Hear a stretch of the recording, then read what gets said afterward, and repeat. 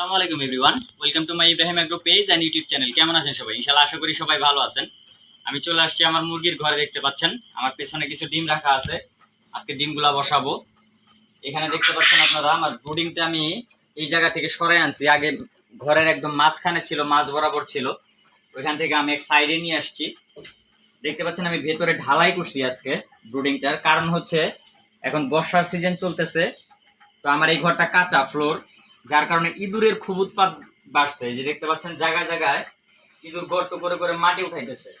তো আমার এই ব্রুডিং এর ভেতরে বাচ্চা থাকা অবস্থায় যদি ইঁদুর এভাবে গর্ত করে, তো একটা রিস্ক থাকে। কারণ হয়তো বা ইঁদুর দেখা যাবে ওই বাচ্চাগুলোর পা কেটে ফেলতে পারে, বা একটা বাচ্চা মরে যেতে পারে, বিভিন্ন ধরনের ক্ষয়ক্ষতি হওয়ার সম্ভাবনা আছে।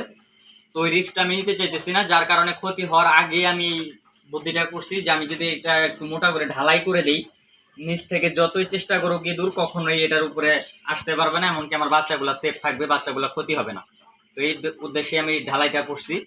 আর এই ঢালাইটা করছি বিধায় এটা মাঝখানে ছিল, আমি এক সাইডে এনে নিছি। কারণ যেহেতু ঢালাই করছি এটা তো ফিক্সড হয়ে গেল এখন। তো মাঝখানে থাকলে আমি এই জায়গাটুকু মানে পুরো ঘরটাই আমার আটকা পড়ে যাবে শুধু একটা ব্রুডিং এর কারণে। এক সাইডে আনলাম, আমি ইচ্ছা করলে পরবর্তীতে যদি কখনো মাংসের ব্যাস হিসেবে নিজে লালন পালন করতে চাই, আমি আমার এইটুক জায়গা পার্টিশন দিয়ে আমি এইটুক জায়গার ভিতরে 50-60টা মুরগি লালন পালন করতে পারবো। এই কারণে এক সাইডে নিয়ে আসলাম। তো আপনারা এই যে দেখতে পাচ্ছেন এখানে রাখা আছে ডিমগুলা। ইনশাল্লাহ এই ডিমগুলো আজকে বসাইতেছি। তা আলহামদুলিল্লাহ আপনাদের আগেই জানাই আমি এই সব ডিমগুলাই বসাইতেছি। আমি একটা অর্ডার পাইছি, সেই অর্ডারই এই সবগুলাই বিক্রি হয়ে গেছে, অলরেডি সেল কমপ্লিট, আমি অ্যাডভান্স নিয়ে নিছি। তো এই ডিমগুলা সব আজকে আমি এই উপরের মেশিনটা বসাবো। আর নিচের মেশিনে দেখতে পাচ্ছেন বাচ্চা ফুটতেছে, এই যেখান থেকে দেখা যাবে। গ্লাস দিয়ে আপনাদের দেখাই, খুলবো না যেহেতু বাচ্চা ফুটতেছে, ওইভাবে খুলবো না। আরো কিছু ডিম ফোটা বাকি আছে, দেখতে পাচ্ছেন। এই বাচ্চাগুলো কালকে মেশিন থেকে বের হবে সকালে, ইনশাল্লাহ আমার ব্রুডিং এ চলে আসবে। আর এই ডিমগুলো এখন আমি এই উপরের মেশিনটাতে বসাই দিব। এটা হচ্ছে আমার ওয়ার্ডারই, আমি একজনের কাছে অর্ডার পাইছি, উনি মাংসের ব্যাচ হিসেবে লালন পালন করবে, 45 দিনের ব্যাচ মাংস হিসেবে সেল দিবে টাইগার মুরগি। তো সেই অর্ডারটা নিয়েই আমি এই ডিমগুলো বসাচ্ছি। আর আমার আরো একজন খামারি আছে, আজকে সেখানে আমি খামার ভিজিট করতে গেছিলাম।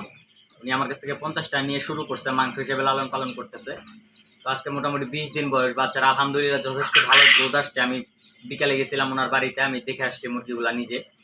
আলহামদুলিল্লাহ যথেষ্ট ভালো গ্রোথ আসছে। আশা করি উনি ভালো একটা লাভবান হইতে পারবে ওই মুরগিগুলা সেল দিলে। আর এখানে যে নিচ্ছে উনিও মাংসের জন্য লালন পালন করবে, তবে উনি একটু বেশি নিবে, ওনার শেডটা বড়, ঘর বড়, যার কারণে। তো আপনাদের যদি কারো টাইগার মুরগির বাচ্চার প্রয়োজন হয়, ইনশাল্লাহ আমার সাথে যোগাযোগ করতে পারেন। এই ব্যাচে আর দেওয়া সম্ভব না, কারণ এই ব্যাচে আমি যা বসাইতেছি আমার এই সবগুলো অর্ডার হয়ে গেছে। ইনশাল্লাহ আপনার সামনে ব্যাচে আবার যখন ডিম বসাবো ওইটা থেকে দেওয়া যাবে। কোয়েল পাখিগুলো দেখতে পাচ্ছেন আলহামদুলিল্লাহ অনেক বড় হয়ে গেছে। এর আগে আপনাদের দেখাইছিলাম তখন খুব ছোট ছিল, বাচ্চা অবস্থায় ছিল। এখন দেখেন মাশাল্লাহ কত বড় হয়ে গেছে। কোয়েল পাখিগুলো খাঁচায় চলে আসছে এখন। এরাও আশা করি 2-4 দিনের ভিতরে ডিমে চলে আসবে।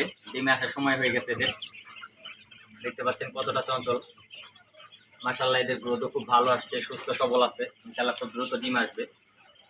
আর এখানে পাশাপাশি আমি 4 পিস কোয়েল রাখছিলাম আমার ছেলেকে ডিম খাওয়ানোর জন্য, জাস্ট আমার ফ্যামিলির জন্য। সাদা কোয়েল বাইসে বাইসে আমি 4টা কোয়েল রাখছিলাম এখানে। এখান থেকে ডিম যেটা হয় ওটা আমার ছেলেকে খাওয়াই। তো যদি কারো টাইগার মুরগির বাচ্চার প্রয়োজন হয়, জিরো বাচ্চা চাইলেও দেওয়া যাবে, 10 দিনের ব্রুডিং ভ্যাকসিন করা বাচ্চা চাইলেও দেওয়া যাবে ইনশাল্লাহ। কোয়েল পাখি যদি রানিং ডিম পাড়া কোয়েল প্রয়োজন হয়, ইনশাল্লাহ যোগাযোগ করবেন, দেওয়া যাবে। যদি জিরো বাচ্চার প্রয়োজন হয়, 10 দিন 20 দিনের বাচ্চার প্রয়োজন হয়, দেওয়া যাবে। যে যেটা নিয়ে খুশি আমার সাথে যোগাযোগ করবেন, আমার পেজে যোগাযোগ করতে পারেন, এমনকি আমার ফোন নাম্বার দেওয়া আছে, সরাসরি আপনারা যোগাযোগ করতে পারেন। তো আজকের ভিডিওটা আর খুব বেশি বড় করবো না, এখন আমি ডিমগুলো ঢোকাবো মেশিনে।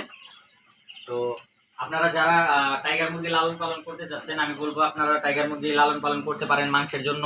আলহামদুলিল্লাহ এটা একটা লাভবান আমি মনে করি ব্রয়লারের চাইতে। কারণ ব্রয়লারে প্রচুর ঝুঁকি থাকে, অনেক সময় ব্রয়লার বেশি গরমের সময় স্টক করে মারা যায়, বেশি শীতে মারা যায়। কিন্তু টাইগার মুরগি আলহামদুলিল্লাহ এই ধরনের কোনো সমস্যা আমি ফেস করি না এই পর্যন্ত। কারণ এর আগে আমি নিজেও মাংস হিসেবে লালন পালন করছি, সেল করছি। আলহামদুলিল্লাহ শীত গরমে আমি এই সমস্যাগুলো পাই নাই। আর বাজার দরও মোটামুটি ভালো। ব্রয়লার তো হুট করে দাম বেড়ে যায়, কমে যায় অনেক, কিন্তু এই টাইগার মুরগি তা না।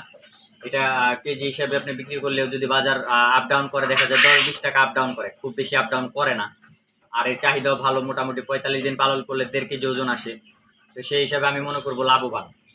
আপনারা যদি পালতে চান ইনশাল্লাহ পালতে পারেন।